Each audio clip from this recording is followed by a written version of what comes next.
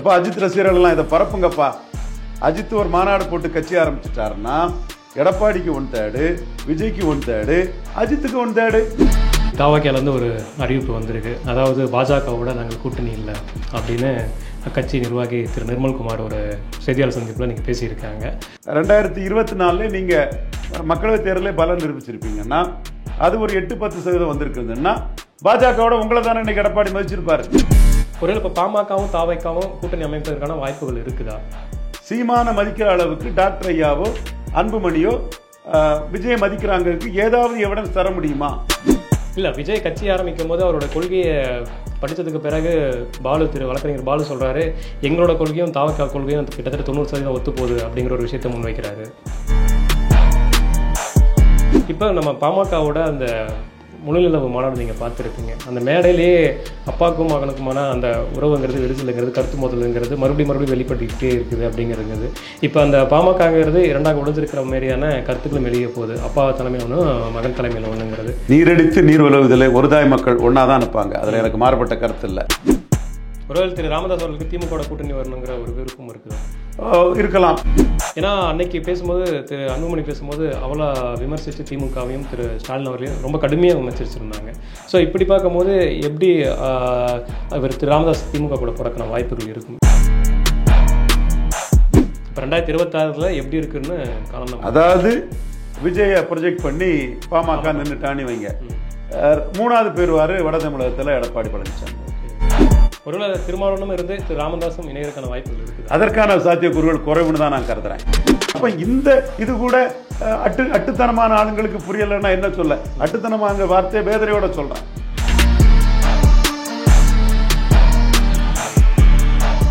Sir வணக்கம். வணக்கம் தம்பி. இன்னைக்கு தாவக்கியாலேருந்து ஒரு அறிவிப்பு வந்திருக்கு. அதாவது பாஜகவோட நாங்கள் கூட்டணி இல்லை அப்படின்னு கட்சி நிர்வாகி திரு நிர்மல்குமார் ஒரு செய்தியாளர் சந்திப்பில் நீங்கள் பேசியிருக்காங்க. தொடர்ந்து பாஜக கூட்டணிக்குள்ளே தாவைக்கா வருது அப்படிங்கிற ஒரு செய்தி பரவிட்டே வந்தது. அதுக்கு ஒரு முற்றுப்புள்ளி வைக்கிற விதமாக இன்றைக்கி இது வந்திருக்குது. எப்படி சார் பார்க்கலாம்?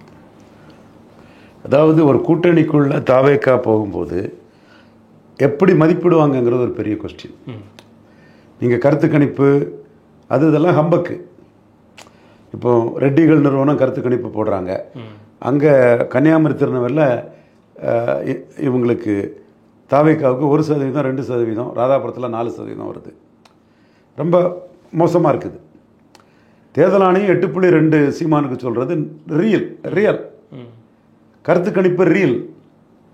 இது ரியல் ஆனால் தான் ஒருத்தர் கூட்டணிக்குள்ளே நிற்க முடியும். விஜயகாந்த ஜெயலலிதா அம்மையார் 2016 விஜயகாந்த் கட்சி தொடங்கும் போது வைகோக்கு 35, விஜயகாந்துக்கு 15 முடிவு பண்ணாங்க. ஏன்னா பலம் நிரூபிக்காதவர். அதே விஜயகாந்த் 8-10 எடுத்த பிறகு அவருக்கு 41, வைகோ களத்துக்குள்ளே நிற்க முடியாத ஒரு சூழ்நிலை உருவாச்சு. சிவாஜி கணேசன் பலம் நிரூபிக்காதவருக்கு ஜானகி 50 சீட்டு கொடுத்ததுமே இது அதிமுகவிலே சின்ன அதிமுக, இது பலகீனமான அதிமுகன்னு களம் வரதுக்கு முன்னாடியே அது எஸ்டாப்ளிஷ் ஆயிட்டு. எடப்பாடியும் பலம் நிரூபிக்காத விஜய்க்கு கணிசமான சீட்டு கொடுத்தாருன்னா அவர் பலகீனமாயிட்டார் அவருங்கிறது எஸ்டாப்ளிஷ் ஆகுன்னு இந்த பாஜக கூட்டணிக்குள்ளே வர்றதுக்கு முன்னாடி என் கருத்தை சொன்னேன். அப்போ இன்னைக்கு ஊடகத்தில் மனச்சாட்சியோடு அறிவு நாணயத்தோடு எல்லாரும் சிந்திச்சு பார்க்கணும். நானும் என்னோட கணக்கு தப்புனதை நான் ஒத்துக்குவேன். எல்லாரும் சொன்னீங்க பாஜக இல்லை விஜய் கூட தான் கூட்டணி, 90, 30, 60, ஜெயக்குமார் 8 கேண்டிடேட் கூட இல்லைன்னு சொன்னாருன்னு, இவர் சிவி சண்முகம் ஒன்றுமே இல்லைன்னு சொன்னாருன்னு, பலரும் கோயம்புத்தூரில் வேலுமணி பார்த்துக்கிட்டு கேண்டிடேட்டுக்கு ஆள் இல்லைன்னு சொன்னாருன்னு பல தகவல்கள் வந்தது. இதே இடத்துக்குள்ளே விஜய் தரப்பு அதிமுகவுக்கு 50, விஜய்க்கு 50 பலம் நிரூபிக்காத ஒருத்தரை வச்சு ஒருவேளை அஜித்தும் கட்சி ஆரம்பிச்சிட்டாருன்னா எடப்பாடிக்கு 1/3, விஜய்க்கு 1/3, அஜித்துக்கு 1/3. எப்போ அஜித் ரசிகர்கள்லாம் இதை பரப்புங்கப்பா. அஜித் ஒரு மாநாடு போட்டு கட்சி ஆரம்பிச்சிட்டாருன்னா எடப்பாடிக்கு 1/3, விஜய்க்கு 1/3, அஜித்துக்கு 1/3. அப்படியே அரசியல் கட்சிகள் முடிவு பண்ணுவாங்க. சும்மா பிராண்டிங் ஆட்களை வச்சுக்கிட்டு ஜான் ஆரோக்கியசாமிகளை வச்சுக்கிட்டு பொய்யான பரப்புரைகளும் இட்டுக்கட்டிய ஆதாரமற்ற செய்திகளையும் பரப்பிட்டு இருந்தாங்க. இந்த செய்தியை பரப்புனவங்க மனச்சாட்சியோட சொல்லுங்க. எடப்பாடி பழனிசாமி பாஜகவை 18% கிறிஸ்தவ முஸ்லீம்கள் எதிர்ப்பு வாக்குகள், மாநில உரிமை தொடர்பாக எதிர்ப்பு வாக்குகள் கொண்ட பாஜகவை விஜயோட பெரிய போல்ஸா மதிச்சு கூட்டணி சேர்த்துக்கிட்டாரு. கூட்டணி சேர்ந்துருக்காங்க, அவங்க சீட் ஷேரிங் இருக்கு, சேர்ந்துருக்காங்க. இதை நீங்க ஒத்துக்கிடுங்க, மனச்சாட்சிப்படி ஒத்துக்கிடுங்க. விஜய் நம்பல, பாஜக நம்புற. இது நான் எல்லாத்திட்டும் சொல்ல வரல, ஏன்னா இது கற்பனை செய்தி, பொய் செய்தி. விஜய் தொடர்பாக வந்த எல்லாருமே கற்பனை செய்தி, பொய் செய்தி, டாங்கிபிளா எந்த எவிடன்ஸும் கிடையாது. பணத்தை வாங்கிட்டு ஜான் ஆரோக்கியசாமி மீடியாவை ஃபீட் பண்ணி பைத்தியக்கார நாட்டு ஊடகத்தில் இருக்கும் காதில் பூச்சுத்தி இருக்கோன்னு காதை காட்டிக்கிட்டு நிறைய அரசியல் விமர்சகர்களும் முட்டாள்தனமாக தெரியுறாங்க. அதாவது தரவுகளோட நீ பேசிட்டா நான் யாரையும் குறை சொல்ல மாட்டேன். அதிமுக பாஜக கூட்டணினா மோடி எடப்பாடி அங்கே போகிறாரு, பார்க்குறாரு, இங்கே வராங்க, அனௌன்ஸ் பண்ணுறாங்க. நமக்கே அதிர்ச்சி தான். நம்ம எடப்பாடியை 15 கிலோ தள்ளிக்கிட்டு 29 சேர்த்தா போதுன்னு தான் மோடி அமித்ஷாட்ட ஃபைட் பண்ணிட்டு இருந்தோம். நம்பகத்தன்மையற்றவர், நம்ப முடியாதுன்னு. அவங்க CPM maximise anti Modi anti பிஜேபின்னு சொல்லும்போது இவங்க மினிமைஸ் ஆன்டி மோடி ஆன்டி பிஜேபின்னு 20% உள்ளே எடுத்துட்டாங்க. 20க்கு முக்கியத்துவத்தை கொடுத்துட்டாங்க. இது பிறகு நம்ம அந்த பலத்துக்கு தக்கன சீட்டை வாங்கணும், இந்த ஆளை ஏமாத்துவார், நாளைக்கு 20 சீட் ஆஃபர் 2029 காங்கிரஸ் கொடுப்பாரு, ஒரு 10% மேலே ஓட்டு 2வது முறை நிரூபிச்சாதான் ஸ்டாலினாவது ஒரு ஆஃபர் தருவாருன்னு நம்ம கருத்தை மோடி ஃபார் பிஎம் 2029க்கு நாம் பண்ணுறோம். நம்ம கருத்துல இருந்து மாறி போயிட்டாங்கிறத நம்ம ஒத்துக்கிறோம். ஆனால் நீங்கள் எதுவுமே இல்லாமல் ஒரு பொய்யா சொல்லிக்கிட்டு நாங்கள் சொன்னது பொய்யாயிட்டுங்க, பாஜக தான் மதிச்சாரு, விஜயை மதிக்கல, பலம் நிரூபிக்காத விஜயை மதிக்கல, இந்த விஷயத்தில் ரவீந்திரன் துரைசாமி சொன்னதுதான் கரெக்டுன்னு யாருமே நாணயமா சொல்ல தயாரில்லை. இப்பவும் அவர் பாஜக கூட கூட்டணி இல்லைன்னு சொல்றாரு. சரி, உங்களுக்கு என்ன பலம், எப்படி உங்களை கூட்டணிக்கு சேர்ப்பாங்க? இப்போ பவன் கல்யாண கூட்டணிக்கு சேர்த்தாரு. 40% நாயுடு, 7% பவன் கல்யாண், பாஜக மோடி பிரதமர்னு 50% வாக்குக்கு மேலே எடுத்து ஆட்சியை பிடிச்சாங்க. Deputy chief minister Pawan Kalyan இருக்கிறார். அப்போ பவன் கல்யாண் ப்ரூவ்டு லீடர், அதுக்கு முன்னாடி நிரூபிச்சிருக்கிறாரு, பல தேர்தல் சந்திச்சிருக்கிறார். அப்போ இது கூட அட்டுத்தனமான ஆளுங்களுக்கு புரியலைன்னா என்ன சொல்ல? அட்டுத்தனமான வார்த்தையை வேதனையோட சொல்றேன்.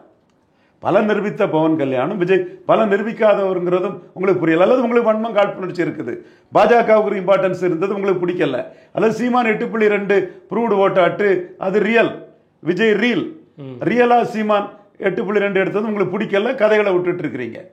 இதுதான் என்னோட பார்வை. விஜயை பொறுத்தவரை நான் அன்னையிலேருந்து இன்னைக்கு சொல்றது, நீங்க பலம் நிரூபிச்சுட்டு பிளேயர் ஆகுங்க. அதுதான் சகாதேவ மாதிரி விஜய்க்கு நான் சொன்னேன்.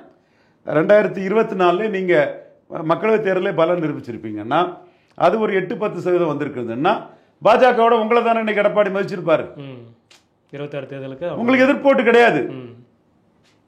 அப்ப நான் சகாதேவ மாதிரி சொன்னதை நீங்க ஏத்துக்கல, அல்லது உங்கள்கிட்ட கமல்ஹாசனுக்கு கெப்பாசிட்டி இல்லை. இப்பவும் மீண்டும் அந்த வதந்திய பரப்புற வேலையை தான் பண்றீங்க. இதே அதை இன்ட்ரெஸ்டா பார்க்குறாங்க மக்கள், ஏன்னா சினிமா ஹீரோ இல்ல. இப்ப இதே ஒரு கருத்து என்ன வருதுன்னா, சிஆர் பாஸ்கரை மூவ் பண்றாரு, 50-50 பாமக தாவேக்கா 2.5 வருஷம்னு ஒரு அலையன்ஸ்னு கருத்து வருது. அதோட சேர்த்து சீமானையும் சேர்க்கிற மாதிரி சொல்றாங்களே, 3 பேர் சேர்ந்து சீமானை சேர்த்துடுங்க, பவன் கல்யாணம் சேர்த்துக்கிடுங்க, அல்லு அர்ஜுனை சேர்த்துக்கிடுங்க, அஜித்தை சேர்த்துக்கிடுங்க, சிவகார்த்தியனை சேர்த்துக்கிடுங்க. எல்லாமே ஆதாரமற்ற பொய்யான செய்திகள், கற்பனை செய்திகள். சீமான் 214 தனிச்சு நின்று 8-18 ஆக்கிடுவாருங்கிற வைத்தறிச்சலும் பொறாமையும் காழ்ப்புணர்ச்சியும் கொண்டவங்க தான் சீமான கூட்டணி போறாருன்னு சொல்றாங்க. அடிச்சு ஆணித்தரமா சொல்றேன், கத்திரிக்காய் முத்தனா சந்தைக்கு வந்துடும். நான் மணிக்கு வைத்தறிச்சலும் பொறாமையும் சீமான் மேல இருக்குது. சீமான் தனிச்சு நின்று ஜம்ப் பண்ணிடுவாருன்னு மணி பதறாரு, மணி ரேட்டில்னு நான் சொல்றேன்.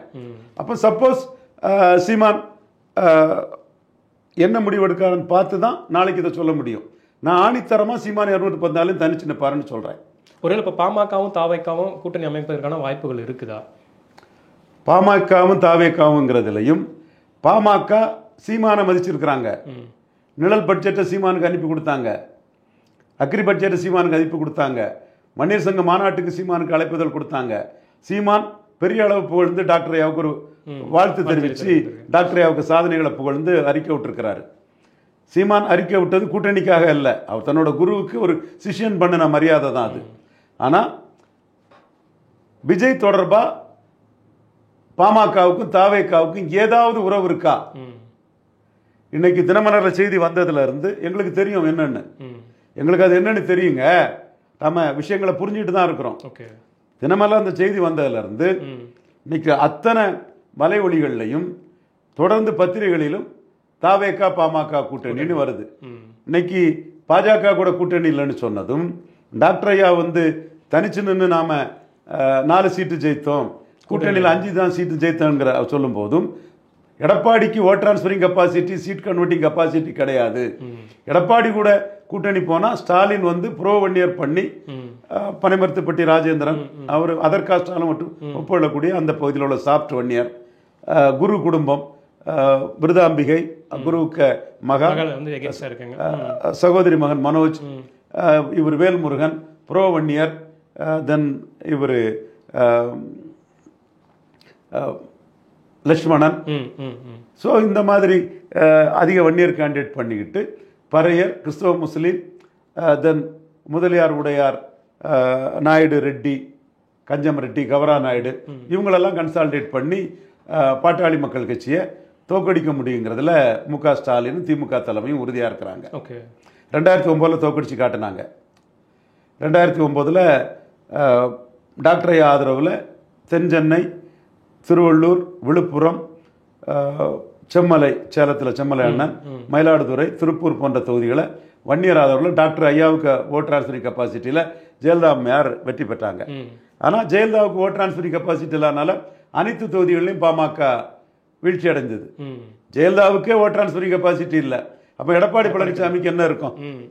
அதைத்தான் நம்ம அதில் கான்செப்டை பார்க்கணும். ஸோ பாமக பொறுத்த அளவில் எடப்பாடி பழனிசாமிக்கு ஓட் டிரான்ஸ்பரிங் கெப்பாசிட்டி இல்லை. 9ல் பார்த்துட்டோம், 19ல் பார்த்துட்டோம், 21ல் பார்த்துட்டோம். அதனால அவங்களோட சாய்ஸ் திமுகவா தாவேகாவா அப்படின்ட்டு இருக்குதுங்களா? அவரோட சாய்ஸ் திமுகன்னு தான் இருக்கு. ஓகே, தாவேகான்னு இருக்கிறதுக்கு ஏதாவது டேங்கிபிள் எவிடன்ஸ் வேணும் இல்லை? அதே மாதிரி சீமான மதிக்க அளவுக்கு விஜய் மதிக்கல. அறிவு நாணயம் மிக்க அரசியல் விமர்சகர்கள் சீமான மதிக்கிற அளவுக்கு டாக்டர் ஐயாவோ அன்புமணியோ விஜய் மதிக்கிறாங்க. ஏதாவது எவிடன்ஸ் தர முடியுமா? ஏதாவது எவிடன்ஸ் தர முடியுமா? முடியாது இல்லையா? அன்புமணி சீமானையும் அடிக்கிறாரு, விஜய் அடிக்கிறாரு. வன்னியர்கள் சீமான் பின்னாடி பேச்சுக்கும் போகாதீங்க, சினிமாவுக்காக விஜய் பின்னாடி போகாதீங்கன்னு 2 வரையும் அவர் அடிக்கிறாரு. டாக்டர் ஐயா சீமானை மதிக்கிறாரு. விஜயை மதிக்கிறதாட்டு யாராவது ஏதாவது ஒரு எவிடன்ஸ் கொடுங்க. சரி, கற்பனையா பேசுவோம், நம்மளும் இன்ட்ரெஸ்டிங்கா பேசுவோம். இல்ல, விஜய் கட்சி ஆரம்பிக்கும் போது அவரோட கொள்கையை படித்ததுக்கு பிறகு வழக்கறிஞர் பாலு சொல்றாரு, எங்களோட கொள்கையும் தாவக்கா கொள்கையும் கிட்டத்தட்ட 90% ஒத்து போகுது அப்படிங்கிற ஒரு விஷயத்தை முன்வைக்கிறாரு. நல்ல விஷயம். ஒரு எவிடன்ஸ் பாலு சொல்லியிருக்கிறாரு. ராமதாஸ் சொன்னா வேல்யூ, அன்புமணி சொன்னா வேல்யூ, சிஆர் பாஸ்கரன், பாலு போன்றவங்க சொல்றதே நான் அந்த நேரத்தில் கட்சி ஆரம்பித்த நேரத்தில் விஜயோட அதை நான் குறைச்சி மதிப்பிடலை. இந்த மாநாடு இதுக்கெல்லாம் அவங்க மதிப்பு கொடுக்கறது சீமானுக்கு தான் கொடுக்குறாங்க. ராமதாஸ் சீமானுக்கு தான் மதிப்பு கொடுக்குறாரு, விஜய்க்கு மதிப்பு கொடுக்கதாட்டு எந்த இதுவும் இல்லை. ஆனால் அரசியல் களத்துக்குள்ள பலம் நிரூபிக்காத விஜயை முன்னிறுத்தி 50-50 பாமக நின்னா அரசியல் களம் பலமுனை போட்டி ஆகும். பலமுனை போட்டியானா பாமக ஒரு 7-8 சீட்டு ஜெயித்துரும். பலமுனை போட்டியானா பாமக 100க்கும் மேற்பட்ட தொகுதிகளில் கண்டஸ்ட் பண்ணலாம். அது ஆனால் திமுகவுக்கு சாதகமாக தான் இருக்கு இல்லைங்களா? திமுக கூட்டணி திமுகவுக்கு சாதகமாக இருக்கு, பாதகமாக இருக்குங்கெல்லாம் வேறங்க. திமுகவுக்கு பாதகமாக இருக்கணும்னு 13 பேர் சாவானுங்க. எல்லாரும் சாக முடியுமா? அவனவன் வாடகைக்கு தானுங்க பார்ப்பான். திமுகவுக்கு சாதகம் சரி, சில அழுகல் மூளை ஆசாமிகள் பேசுறத கொஸ்டின் என்கிட்ட போடுறீங்க நீங்களும். சரி, அவன் வளருக்கு தானுங்க அரசியல்ல பார்ப்பான். எடப்பாடி இன்னைக்கு அஜித்தை சிஎம் கேண்டிடேட்டா சொன்னா, எடப்பாடி சிஎம் கேண்டிடேட்டா சொன்னதை விட அதிக வாக்கு வரும். எடப்பாடி அஜித்தை திமுகவுக்கு எதிராக சிஎம் கேண்டிடேட்டா சொல்லுவாரா? சொல்லிட்டு நான் அஜித்தை அரசியலுக்கு கூட்டிட்டு வரேன் சார். அவனவன் வளர்ச்சிக்கு தானே சார் பார்ப்பான். திமுக எதிர்ப்பு புலிக்கு பயந்தவெல்லாம் என் மேல பயன்படுங்கிறதெல்லாம் இது என்ன வாதம்? இது திமுகவால ஜெயிலுக்கு போன கஸ்தூரி சங்கருக்கு அந்த கோபம் இருக்கலாம், திமுக ஜெயிலுக்கு போன சவுக்கு சங்கருக்கு அந்த கோபம் இருக்கலாம், திமுகவால ஜெயிலுக்கு போன ரெட் பிக்ஸ் சகோதரர் சொல்றேன், அவங்கள்ட்ட நியாயங்களை நான் மறுக்க வரல, அவங்க துயரங்களை நான் குறைச்சி மதிப்பிடல. அவங்கள்ட்ட நியாயங்கள் இருக்கும், அது சட்டப்பூர்வமா அங்க ஃபைட் பண்ணிக்கலாம். பட் அரசியல் முடிவு கஸ்தூரி சங்கருக்காகவும் சவுக்கு சங்கருக்காகவும் ரெட் பிக்ஸ் ஃபெலிக்ஸுக்காகவும் அவனவன் லாபத்தை விட்டுட்டு எப்படிங்க போவான்? ஸோ திமுக எதிர்ப்புங்கிற புள்ளிக்குள்ள தியாகம் பண்ணதுக்கு யாருங்க தயாரா இருப்பாங்க? நானே இப்பவே சொல்றேன், ஜெயலலிதாவுக்கு செல்லப்பிள்ளை அஜித் தலைமையில இவர் எடப்பாடி, ஓபிஎஸ், தினகரன், எல்லாருமே இணைஞ்ச தயாரா? சரி, அஜித் வேண்டாம், ஜெயலலிதாவுக்கு ரத்த உறவு தீபா ஜெயக்குமார், அதே ஜெயலலிதா மாதிரி காஸ்ட் நியூட்ரல் இமேஜ் வரும். தீபா ஜெயக்குமார் தலைமையில இணையதுக்கு எடப்பாடி தயாரா? திமுக எதிர்ப்புங்கிற புள்ளியில எடப்பாடிக்காவது ஜாதி எதிர்ப்பு உண்டு. வெள்ளாள கவுண்டர் கட்சின்னு நான் வெள்ளாள கவுண்டர் போட மாட்டான். ஆமா, ஈரோடு கிழக்கில் நிற்காததுக்கு வெள்ளாள கவுண்டர் எடப்பாடி பழனிசாமி, நான் வெள்ளாள கவுண்டர் எள்ளி நகையாடுறான். எனக்கு தெரியும், உங்களுக்கும் தெரியும் நினைக்கிறேன். அந்த பகுதியில் இங்க வன்னியர் கட்சி 10.5 கொடுத்தாருன்னு நான் வன்னியர்கள் எள்ளி நகையாடுறான். சீமான் போல்டான் இருக்கிறாப்புல களத்தை விட்டு ஓடிட்டாரு. எங்க ஐயா கிட்ட வந்தா 3வது பேர் வாருன்னு ஓடிட்டாருங்கிறான். அப்ப நீங்க தீபா ஜெயக்குமார் இப்படி கண்டஸ்ட் பண்ணாம இருந்த தலைவராக இருந்தா அதை பற்றி பேச மாட்டான் ஜெயலலிதா மாதிரி. So Deepa Jayakumar Brahmin, caste neutral, அவர் தலைமையை திமுக எடப்பாடி ஏத்துக்க தயாரா? அப்போ ஓட் டிரான்ஸ்பரிங் கெப்பாசிட்டி இல்லாத, தேமுதிகவை ஒரு சீட்டு கூட இதுவரை ஜெயிக்க வைக்க முடியாத, பாமகவை சேலம் பெல்ட் 4 சீட்டு தவிர ஜெயிக்க வைக்க முடியாத, மக்களவை தேர்தலில் எல்லாத்தையுமே காலி பண்ண எடப்பாடிய நாம் தமிழர் சீமானுக்கு அவர் போராட்டத்துக்கு ஆதரவு தெரிவிச்சும் 36% 1% மட்டுமே டிரான்ஸ்பர் பண்ண எடப்பாடி பழனிசாமியை எல்லாரும் ஏத்துக்கிட்டு வீணா போனுங்கிறீங்களா? திமுக எதிர்ப்புன்னுட்டு என்னங்க, ஒரு 13 பேருக்கு அப்படி அலுவல்மொழி ஆசாமிகளுக்கு அந்த இச்சஸ் இருக்கலாம். அதுக்கு தன்னோட லாபத்தை பார்க்கக்கூடிய ஒரு அரசியல் கட்சி எப்படி நிற்கும்? தனக்கு என்ன லாபம்னு தானே எல்லாரும் பார்ப்பாங்க. சும்மா திமுக எதிர்ப்புன்னு பேசிட்டு இருந்தா எனக்கு என்ன லாபம் அதுல? அதான் எடப்பாடி கேட்கிறேன். எடப்பாடி திமுக எதிர்ப்புன்னு தீபா ஜெயக்குமார் தலைமை ஏத்துக்க தயாரா? காஸ்ட் நியூட்ரல் லீடர், பிராமணர், எதிர்ப்பு கிடையாது. எந்த ஒரு விஷயம் அவங்க ஏத்துட்டு பண்ணலாம். ஜெயலலிதா மாதிரி பாப்பாத்தி அசைக்க முடியாதுனாலும் எந்த ஜாதியும் எதிர்க்க மாட்டான். இது வெள்ளாள கவுண்டர் ஆதிக்கம் வந்துடும். நம்மள ஆதிக்கம் செலுத்தினவனுக்கா நமக்கு ஓட்டு போடணும். ரெட்டலைக்கு போடக்கூடிய ஓட்டு எடப்பாடி பழனிசாமிக்கு போடக்கூடிய ஓட்டு, எடப்பாடி பழனிசாமிக்கு போடக்கூடிய ஓட்டு வெள்ளாள கவுண்டர் கிட்ட அதிகாரத்தை கொடுத்து நம்ம ஏமாந்து போறதுக்குன்னு கொங்கில் உள்ள எல்லா ஜாதியும் சொல்றான். அப்போ இது எடப்பாடி பழனிசாமி தலைமையில தாக்கு பிடிக்காது. தீபா ஜெயக்குமார் தலைமை வைப்புமா திமுகவுக்கு எதிராட்டு? இப்போ தினகரனும் அவர்களோட போகும்போது இன்னும் கொஞ்சம் வலுவாக தான் இருக்கும். எதுக்கு தெல்லைக்கு தயாராக இருக்கிறாரு. உண்மையா பொய்யோ நத்தம் சொன்னாங்க திமுக இடம் கிடையாதுன்னு சொன்னதாட்டு ஒரு அறிக்கை வந்திருக்கு. பொய்யா உண்மையா? பொய்யா தான் இருக்கலாம். அந்த மாதிரி வந்திருக்க வாய்ப்பு இல்லை. அது எனக்கு டவுட்ஃபுல்லாக தான் இருக்குது. ஓகே, எனக்கு அதில் நம்பிக்கை இல்லை. ஏன்னா இது அந்த அறிக்கைகளுக்கெல்லாம் நம்ம முக்கியத்துவம் கொடுக்க வேண்டாம். ஸோ தினகரன் அவருக்கு அரசியல் முடிவு எடுக்கிறாரு. அந்த நேரம் வரும்போது தானே தெரியும் எடப்பாடி அவரை என்ன எப்படி ட்ரீட் பண்றாரு. ஏன்னா தேசிய ஜனநாயக கூட்டத்தில் இன்னமும் நாங்கள் இருக்கிறோம் அப்படிங்கிறதுல எல்லா பக்கமும் சொல்லிட்டே தான் வராரு. தினகரனே அந்த ரொம்ப முயற்சி பண்ணி 4 மணிக்கு அவருக்கு பிறந்த நாளுக்கு அண்ணாமலை வாழ்த்து போட்டாரு. 5 மணிக்கு நேரே வாழ்த்து தெரிவிச்சாரு. இதை தாண்டி பூபேந்திர யாதவை பார்த்துட்டாரு, அங்க பார்த்துட்டாரு, இங்க பார்த்துட்டாரு. ஐயோ, எத்தனை பேர் என்ன கலரா வந்து விட்டான். ஒண்ணுமே நடக்கல. அவர் பிறந்த நாளுக்கு 4 மணிக்கு அண்ணாமலை வாழ்த்து தெரிவிச்சாரு. 5 மணிக்கு நேரில் பேசினார். அது பிறகு என்டிஏக்குள்ள எடப்பாடியை தள்ளி வைக்கிறதுக்காக கொண்டு வரப்பட்டவர். அரசியல்ல அன்னைக்கு அதுக்காக கொண்டு வரப்பட்டவர்னா இன்னைக்கு அவர் எடப்பாடி கூட இது பண்ணக்கூடாதுன்னு அர்த்தம் இல்லை. அதான் அரசியல்ல யார் யாருக்கு என்ன இம்பார்ட்டன்ஸ், என்ன கெயினுங்கிறதான் முடிவு. தனக்கு இந்த ரூட்டு கெயின்னு தினகரன் நினைக்கலாம். அவர் உரிமை நண்பர் தான். ஓகே, அந்த காலத்துக்கு தகுந்தப்பல நினைச்சிட்டு போகலான்னு பார்க்குறாங்க. இப்போ நம்ம பாமகவோட அந்த முழுநிலவு மாநாடு நீங்கள் பார்த்துருப்பீங்க. அந்த மேடையிலேயே அப்பாவுக்கும் மகனுக்குமான அந்த உறவுங்கிறது, விரிசலுங்கிறது, கருத்து மோதலுங்கிறது மறுபடியும் வெளிப்பட்டுக்கிட்டே இருக்குது அப்படிங்கிறது. இப்போ அந்த பாமகங்கிறது 2ஆக உடைஞ்சிருக்கிற மாதிரியான கருத்துக்களும் வெளியே போகுது. அப்பா தலைமையில் ஒன்று, மகன் தலைமையில் ஒன்றுங்கிறது. நீரெடுத்து நீர் உலவுதில்லை, ஒரு தாய் மக்கள் ஒன்றா தான் நிற்பாங்க. அதில் எனக்கு மாறுபட்ட கருத்து இல்லை. விலகி போனால் அங்கே யாரும் மதிக்க மாட்டாங்க. அது அதோட அந்த எலெக்ஷனோட கதை கந்தல் முடிஞ்சு போச்சு. அதனால ஒன்றா நிற்பாங்கிறதுல எனக்கு மாறுபட்ட கருத்து இல்லை. Prudent people. இதில் பிரச்சனை என்னன்னா, சேலத்து பக்கத்தில் இருக்கக்கூடிய ஒரு 3-4 எம்எல்ஏக்கள் எடப்பாடி கூட கூட்டணி வேணுங்கிறாப்புல. Doctor Ramadoss true to his caste, I am true to my caste. வெளிப்படையாகவே சொல்றேன். ஒரு ஜாதி ஆட்சி, கள்ளச்சார ஆட்சி, கந்துவட்டிக்காரன் ஆட்சிலாம் நம்ம சொன்னது ஜெயலலிதாவுக்கு எதிராக இல்லை. அன்னைக்கு வரலாறு எங்களுக்கு பயந்துதான் ஜெயலலிதா நாடார்களை, சேர சோழ பாண்டியர்கள், தென்னிந்தியாவை ஆண்ட அரச மரபுனா நாங்கள் முகங்காட்டி அடிப்போம்னு ஜெயலலிதாவுக்கு தெரியும். வேற யாரும் எந்த ஜாதியும் முகங்காட்டி ஜெயலலிதா இப்படி அடிச்சதில்லை. வெங்கடேச பொன்னையார் என்கவுண்டருக்கு சிபிஐ விசாரணை வேணும்னு முத கேட்டது நாம தான். அது பிறகுதான் ஒரு விசாரணை கமிஷன் அதெல்லாம் வச்சு என்ன ஒப்பேத்திட்டாங்க. அதே மாதிரி 2006 சரத்குமார் ஜெயலலிதாவுக்கு ஆதரவாக போகும்போது நாடார்கள் உணர்வுக்கு எதிராக சரத்குமார் போறாரு. சரத்குமாரை நாடார்கள் ஏற்றுக்கிட மாட்டாங்க, நாடார்கள் ஜெயலலிதா அரசை தோக்கடிப்பாங்கிறத சொன்னோம். அது ஜெயலலிதா கூட இல்லை, ஒரு டெமாகக்கா ஒரு ஜாதிக்கு எதிராக இன்னொரு ஜாதியை திருப்பி எம் நடராஜன், சசிகலா அவங்க கூட இருக்காது. நடராஜன் ஐயா தான் மறைஞ்சிட்டாரு. அவர் பெரிய திறமை கொண்டவர், பெரிய ஸ்ட்ராட்டஜிஸ்ட், பெரிய ஆள், அது நம்ம இருக்க வரல. பட் அவரோட அந்த டெமாகக்காக தான் நாங்கள் ட்ரூ டு காஸ்ட் நாம் அதை ப்ளே பண்ணணும். இது வரலாறு. என்ன லாபம் எங்களுக்குலாம் அது கிடையாது. ஃபைனலாக சசிகலாவை சீஃப் மினிஸ்டர் விடாமல் பண்ணணும் சொல்லி தான் சொன்னோம். கவர்னர் வரமாட்டாருன்னு எங்கள் ஜாதியை சேர்ந்த ஆட்களை கூட சசிகலாவுக்கு பூச்செண்டு கொடுக்கும்போது நாங்கள் நின்று அதை ட்ரூ டு காஸ்ட்டுங்கிறனால அவங்க அதை நின்று செயல்படுத்தணும். இதில் எந்த கெயினும் என்னங்களாம் இல்லை, சொன்னோம் செய்தோங்கிறதா அங்கே மேட்ரு. ஐயா நடராசன் தேவர்களை பார்த்து தேவாரம் அடிக்கிறாருன்னு நியாயமாக தேவாரம் நடந்ததை 87 இப்படி ஒரு மோசமான அறிக்கை விட்டனால எங்களுக்கு அதை செய்ய வேண்டிய நிர்பந்தம் வந்தது. 2 பிரதமரை, அப்பர் காஸ்ட் பிரதமரை கமாண்ட் பண்ணின ஒரு தமிழன் பெருந்தலைவர் காமராஜ், தமிழன்னு சொல்லக்கூடிய ஐயா நடராசன் ஈழத்தமிழர்களுக்கெல்லாம் நிறைய பண்ணவர், இலக்கிய இதழெல்லாம் நடத்தினவர். அதெல்லாம் நம்ம அவரை குறை சொல்லலை. இவ்வளவு பண்ணவர்.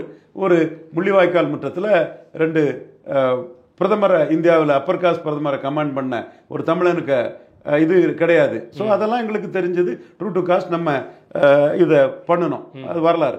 அதே மாதிரி டாக்டர் ராமதாஸும் ட்ரூ டு ஹிஸ் காஸ்ட். இதைத்தான் 2024 நான் சொன்னேன். எல்லாரும் என்ன சொன்னாங்க? அதிமுக பாமக கூட்டணின்னு டங்குன்னு ஆடினாங்க. அங்க போல நம்ம ட்ரூ டு ஹிஸ் காஸ்ட்னு சொன்ன, அதனால தான் அதான் நடந்தது. இப்பவும் doctor Ramadoss true to his cost, எந்த மாற்றமும் இல்லை. அவர் என்ன பார்க்குறாரு? எடப்பாடிக்கு ஓட்டர் ட்ரான்ஸ்ஃபரிங் கெப்பாசிட்டி இல்லை, 36%. அவர் தான் வந்து அதிமுகவோட கூட்டணி போகணும் அப்படிங்கிறது உறுதியாக இருக்கிறத சொல்றாங்க. திரு ராமதாஸ் அவங்க வந்து பாஜகவோட போகணுங்க, இந்த ஒரு மோதல் இருந்துட்டு இருக்கிற மாதிரி தானே தகவல் வெளியில் ஒரு செய்திகள் வெளியில் வந்து. இதெல்லாம் பொய்ன்னு சொன்னவன் எல்லாருக்கும் மனச்சாட்சிக்கு இப்போ தெரியுமில்ல. Ramadoss true to his cost Ravindran Duraisamy தான் சொன்னதான் இன்னைக்கு வர நிற்குன்னு புரியணும்ல. ராமதாஸ் தானே சொன்னாரு, தனிச்சு நின்று 4 சீட்டு ஜெயிச்சோம், கூட்டணியில இருந்து 5 சீட்டு தான் ஜெயித்தோம்னா எடப்பாடியை தானே அடிக்கிறாரு. அங்க எடப்பாடியும் பன்னீரையும் சேர்த்து அடிக்கிறாரு. ஒருவேளை திரு ராமதாஸ் அவர்களுக்கு திமுக கூட்டணி வரணுங்கிற ஒரு விருப்பம் இருக்குதோ? இருக்கலாம். அது வந்து ஸ்டாலின் கொடுக்கறது எம்பி போஸ்ட், எம்எல்ஏ போஸ்ட். 2004 2006 அவர் திமுக காங்கிரஸ் கூட்டணியில் ஜெயித்தாரு. அதனால தான் காங்கிரஸ் இன்க்ளூசிவ் அலையன்ஸ்ல இருந்தாலும் தவிர பாஜகவோட இருக்க மாட்டேன்னு 2019 பேட்டி கொடுத்தாரு. இப்பவும் திருமாவளவன் வெற்றி பெறா இருக்காரு வட தமிழகத்தில். அந்த இடத்துக்குள்ள திருமாவளவனுக்கு பதிலாக திருமாவளவன் தப்பு பண்ண மாட்டாரு, பண்ணிடுவார். ஒருவேளையில திருமாவளவன் தப்பு பண்ணிட்டாருன்னா, ஒரு ஈகோல தப்பு பண்ணிட்டாருன்னா, அந்த இடத்துக்குள்ள டாக்டர் ராமதாஸ் வந்தா தலித் கிறிஸ்தவர்களே டாக்டர் ராமதாஸை தூக்கி பேசுவாங்க. திருமாவளவன் பாஜகவுக்கு பி டீம், பாஜகவுக்கு ஏஜென்ட் அப்படின்னு அவங்களே பேசுவாங்க. ஒருவேளை திருமாவளவனும் இருந்து திரு ராமதாஸும் இணையறக்கான வாய்ப்புகள் இருக்குது. அதற்கான சாத்தியக்கூறுகள் குறைவுன்னு தான் நான் கருதுறேன். 2011 பொருந்தா கூட்டணியா போயிட்டு அதுக்குள்ள நான் கருதல. இப்ப டாக்டர் ராமதாஸ் எடப்பாடிக்கு ஓட்டர் ட்ரான்ஸ்ஃபரிங் கெப்பாசிட்டியில் சீட் கன்வெர்ட்டிங் கெப்பாசிட்டி இல்லை. ரெட்டலை வாக்கு 23% விக்கிரவாண்டியில் உதயசூரியனுக்கே போயிட்டு ஏசி ரூம்ல இருந்து இங்க இருக்கவங்களுக்கு இதெல்லாம் புரியாது, தெரியாது. ராமதாஸ் அது தெரிஞ்சனால தான் இதை அடிக்கிறார். ஸோ அவர் இந்த மூடில் இருக்கிறாரு.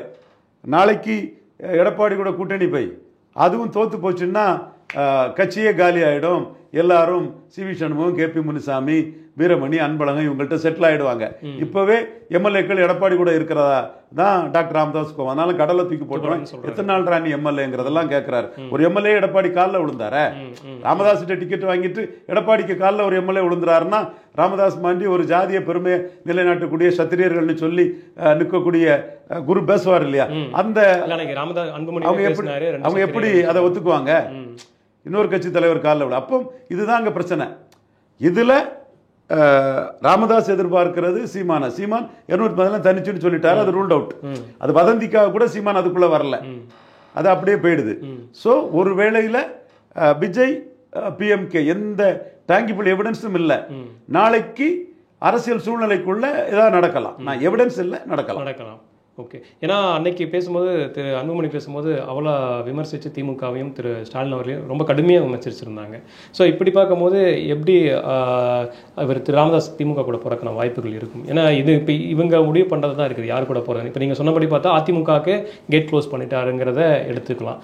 கேட் க்ளோஸ் பண்ணிட்டாருன்னு இல்லை, ஓகே 35-40 சீட்டுன்னா போவார். ஓகே, சீட் அதிகமாகப்படுத்திட்டு அப்பதானே கட்சி நிற்கும். ஓகே, அல்லது 23 சீட்டெல்லாம் வாங்கிட்டோம்னா ஏற்கனவே 2024 சேலத்தில் டெபாசிட் போயிட்டு, சிதம்பரத்தில் டெபாசிட் போயிட்டு, விழுப்புரத்தில் டெபாசிட் போயிட்டு, எடப்பாடியின் துணிச்சல் இன்மையும் வன்னியகுல சத்திரியரான டாக்டர் ராமதாஸுக்கு பயந்து களத்துக்குள்ள வராம எடப்பாடி ஓடுனதுலையும் போலரைசேஷன் வட தமிழகத்தில் வந்ததுன்னா ஃபர்ஸ்ட் திருமாவளவன் காங்கிரஸ் இருக்கக்கூடிய திமுக அணியும், செகண்ட் ராமதாஸ் இருக்கக்கூடிய பாமக இன்க்ளூசிவ் அணியும் தாங்கிறது விக்கிரவாண்டி ஒரு இண்டிகேஷனை கொடுத்தனால தானே ராமதாஸ் இன்னைக்கு பவர்ஃபுல்லாக நின்று பார்கெயின் பண்ண முடியுது. ஒருவேளையில் விக்கிரவாண்டியில் நின்று எடப்பாடி 2வது வந்து பாமக 3வது அனுப்பிட்டாருன்னா இன்னைக்கு டாக்டர் ராமதாஸ் இவ்வளவு தில்லா தம்பான்னு பேச முடியாது இல்லையா? அது காரணம் எடப்பாடி பயந்துட்டாரு, நம்ம 3வது பேர் மோடி பயந்துட்டாரு. இதுல கொஞ்சம் பேர் 2 பேர் ஓடுனா ஒருத்தர் 2வது வந்து பெருசான்னு விவரம் தெரியாம நுணுக்கம் தெரியாம பேசிட்டு இருப்பாங்க. எடப்பாடி களத்துக்குள்ள வராம போனது எடப்பாடிக்கு பலகீனங்கிறது தான் 100% உண்மை. அதே மாதிரி என்டிஏ ஈரோடு கிழக்குல களத்துக்குள்ள வராதது அன்னைக்கு இருந்த தலைவர் அண்ணாமலைக்கும் அன்னைக்கு இருந்த டீமுக்கும் அது பலகீனம் தான். சுரேந்திரன் எல்லா எலெக்ஷன்ல நின்று தான் 19 கேரளாவில் வந்திருக்குது. நீங்க ஏன் களத்துக்குள்ள வரல? ஒரு வேளையில சீமானோட கீழே போயிட்டு அசிங்கம்னு வரல. வராததுக்கு அதைத்தானே சொல்ல முடியும். ஒரு அரசியல் ஒருவேளை சீமானுக்கு ஆதரவு தெரிவிச்சு விலகி இருக்கலாமா? என்ன ஆதரவு தெரிவிச்சாங்க? இல்ல அன்னைக்கு வந்து பெரியார் எதிர்ப்பு ரொம்ப தீவிரமா பேசியிருந்தாங்க. சீமான் என்ன சொல்லி ஓட்டு கேட்டாரு? பழனி பாபாவும் தமிழர், பாரதியாரும் தமிழர் தானே ஓட்டு கேட்டாரு. தடா ரஹீமை விட்டு தானே ஓட்டு கேட்டாரு. திப்பு சுல்தானுக்கும் பாஜகவுக்கும் என்னன்னு எல்லாருக்கும் தெரியும். திப்பு சுல்தான் தான் எங்க அப்பாத்தா வேலு நாச்சியாரும், திப்பு சுல்தான் தான் என் பாட்டன் தீரன் சின்னமலை கண்டவரும் வாழ்வுப்பட்டாருன்னு தானே சீமான் பேசினாரு. காயிதே மில்லத் சாஹிப் தானே தமிழை இது வச்சாருன்னு பேசினாரு.